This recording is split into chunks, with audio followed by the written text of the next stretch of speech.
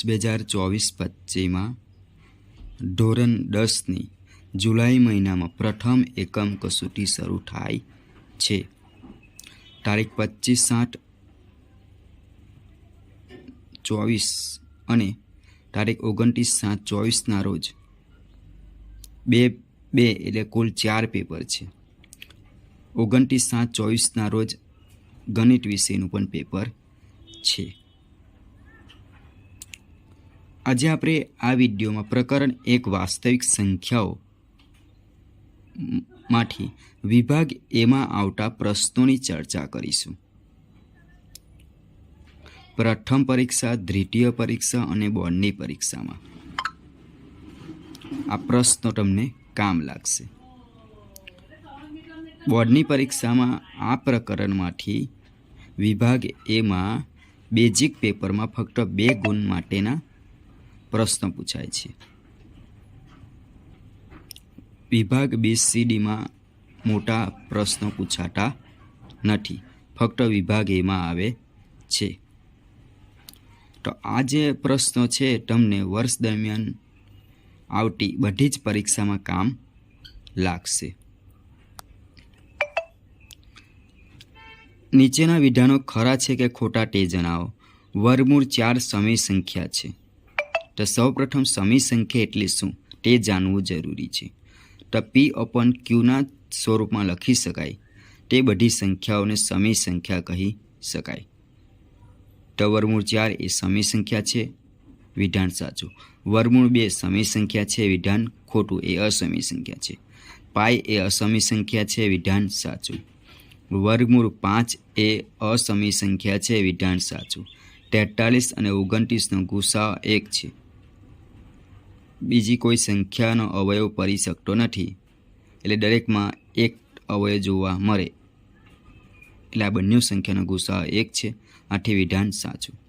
20a નો વર્ગ બી અને 30a બીનો વર્ગનો ગુસાઅ 10a નો વર્ગ બીનો વર્ગ છે, વિધાન ખોટું। તો આપણે જોઈએ 20a નો વર્ગ એનો વર્ગ છે, આ બાજુ 30a બીનો વર્ગ, તો બંનેમાંથી એ સમાન નીકળે પણ એનો વર્ગ સમાન ન નીકળે, આથી ગુસાઅ 10a નો વર્ગ બીનો વર્ગ ન આવી શકે, તો વિધાન ખોટું। નાનામાં નાની અવિભાજ્ય સંખ્યા અને નાનામાં નાની વિભાજ્ય સંખ્યાનો લસાઅ 4 છે। તો નાનામાં નાની અવિભાજ્ય સંખ્યા 2 અને નાનામાં નાની વિભાજ્ય સંખ્યા 4, તો આ બંને સંખ્યાનો લસાઅ 4 થશે અને ગુસાઅ 2 થાય।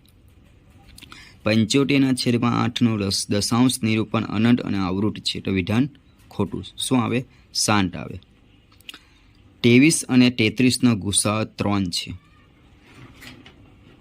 બંને સંખ્યામાં 3 સમાન નથી, પણ 1 આવે, આથી ગુસાઅ 3 જે છે તે વિધાન ખોટું છે।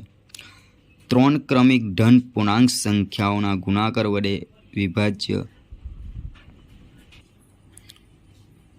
વિધાન સાચું। આગળ વિધાન સાચું બને તે રીતે ખાલી જગ્યા પૂરો। ગુસાઅ 15, 24, 42 બરાબર ખાલી જગ્યા 3। તો દરેક સંખ્યામાં તમને 3 સમાન જોવા મળે, આથી 3 ગુસાઅ। નંબર 2 ગુસાઅ 115, 161, તો બંનેમાં 23 સમાન જોવા મળે, આથી ગુસાઅ 23। લસાઅ 15, 24, 40, 120 આવશે। લસાઅ 180 અલ્પવિરામ 40, 360 આવશે। બે સંખ્યાનો ગુસાઅ 8 છે અને તેમનો ગુણાકાર 384 છે, તો તેમનો લસાઅ ખાલી જગ્યા છે તો 48 આવશે। તો 384/8 કરો એટલે તમને 48 જવાબ મળે। જો PQR ભિન્ન અવિભાજ્ય પૂર્ણાંક હોય તો તેમનો લસાઅ PQR છે, બરાબર। 3 સંખ્યાનો ગુણાકાર એટલે PQR। ગુસાઅ 140, 40 બરાબર 20। નાનામાં નાની અવિભાજ્ય સંખ્યા અને નાનામાં નાની વિભાજ્ય સંખ્યાનો ગુસાઅ 2, આગળ તમને કીધેલું ગુસાઅ 2 અને લસાઅ 4 આવે। 15 અને 35નો ગુસાઅ 5 છે, બંનેમાં 5 સમાન છે। બે અવિભાજ્ય સંખ્યાનો ગુસાઅ ખાલી જગ્યા થાય તો 1 છે। 35 અને 22નો ગુસાઅ 1 થાય, બંનેમાં કોઈ સમાન સંખ્યા નથી એટલે 1 મળે। લસા 91